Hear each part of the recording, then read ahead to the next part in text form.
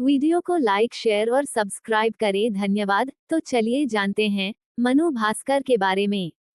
क्या आप सचमुच नहीं जानते कि कौन है मनु भाकर? Who is Manu Bhaker?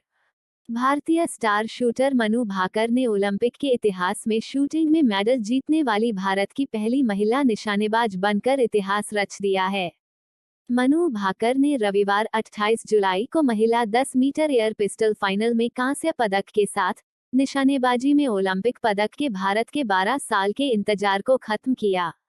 इसके अलावा वह भारतीय ओलंपिक मेडल विजेताओं के एक खास क्लब में शामिल हो गईं, जिसमें पहले सिर्फ 4 पुरुष निशानेबाज थे।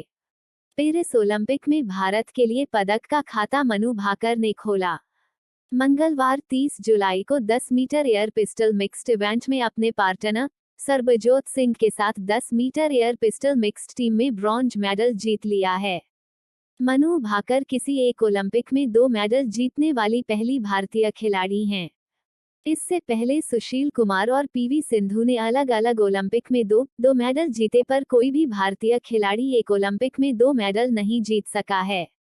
निशानेबाज मनु भाकर ने पिस्टल शूटिंग में अपने असाधारण कौशल से अंतर्राष्ट्रीय क्षेत्र में अपना नाम बनाया है।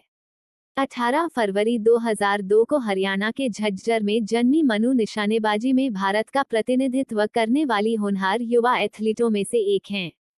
22 वर्षीय मनु भाकर ने स्कूल के दिनों में टेनिस, स्केटिंग और बॉक्सिंग जैसे खेलों में हाथ आजमाया।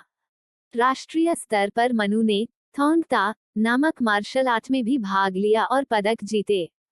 रियो ओलंपिक खत्म होने के बाद 14 साल की उम्र में उन्होंने शूटिंग में हाथ आजमाने का फैसला किया। 2018 मनु भाकर के लिए एक शूटर के रूप में सफल साल था। उन्होंने 1 साल पहले ही अपनी क्षमता की झलक दे दी थी। 2017 की राष्ट्रीय शूटिंग चैंपियनशिप में मनु भाकर ने ओलंपियन और पूर्व वर्ल्ड नंबर 1 हीना सिद्धू को चौंका दिया। मनु भाकर ने 10 मीटर एयर पिस्टल फाइनल में सिद्धू के रिकॉर्ड को तोड़ते हुए 242.3 का रिकॉर्ड स्कोर बनाया। 1 साल बाद मनु भाकर महज 16 साल की उम्र में कॉमनवेल्थ गेम्स में गोल्ड मेडल पदक जीतकर सोशल मीडिया सनसनी बन गईं। 2018 में मैक्सिको के ग्वाडलजारा में आयोजित international shooting sport federation world cup में मनु भाकर ने महिलाओं की 10 मीटर एयर पिस्टल में गोल्ड मेडल जीता। इस खेल में उन्होंने 2 बार की चैंपियन मैक्सिको की एलेजांद्रा जवाला को हराया। मनु भाकर ने 2019 म्यूनिख ISSF वर्ल्ड कप में चौथे स्थान पर रहकर ओलंपिक कोटा भी हासिल किया। टोक्यो ओलंपिक में मनु भाकर से बहुत उम्मीदें थीं, भले ही यह उनका पहला ओलंपिक था। इवेंट के दौरान उनकी बंदूक में खराबी आ गई, जिससे चलते उस इवेंट में वो आगे के लिए क्वालिफाई नहीं कर पाए। इसका नतीजा ये निकला कि आगे के अलग अलग इवेंट में भी वो मानसिक रूप से तैयार नहीं हो पाए। कई इवेंट में पसंदीदा में से एक होने के बावजूद उन्होंने टोक्यो ओलंपिक को बिना मेडल के समाप्त किया। Manu Bhaker heart broken. Manu Bhaker Tokyo Olympic में मेडल जीतने में नाकाम रहने के बाद निशानेबाजी रेंज से रोते हुए बाहर निकली थीं। मनु भाकर एक ऐसी भारतीय महिला निशानेबाज हैं जिन्हें दूसरे स्थान पर रहना पसंद ही नहीं है, तीसरे स्थान की तो बात ही छोड़ दीजिए।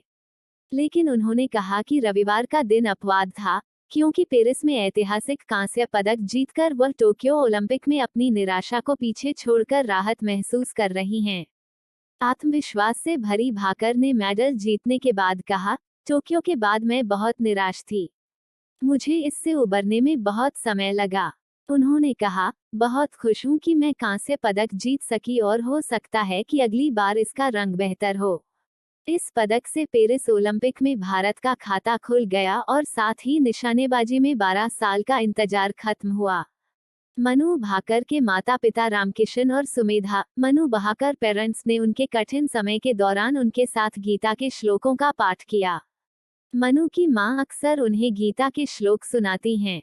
खुद मनु भाकर ने कांस्य पदक जीतने के बाद कहा, मैंने भगवत गीता काफी पढ़ी है और वही करने की कोशिश की जो मुझे करना चाहिए था। बाकी सब भगवान पर छोड़ दिया था। हम भाग्य से नहीं लड़ सकते। आप परिणाम को नियंत्रित नहीं कर सकते। टोक्यो ओलंपिक में खराब प्रदर्शन के बाद मनु भाकर का दिल टूट गया था। उन्होंने लगभग 25 दिनों तक अपनी पिस्तौल की ओर देखा तक नहीं था।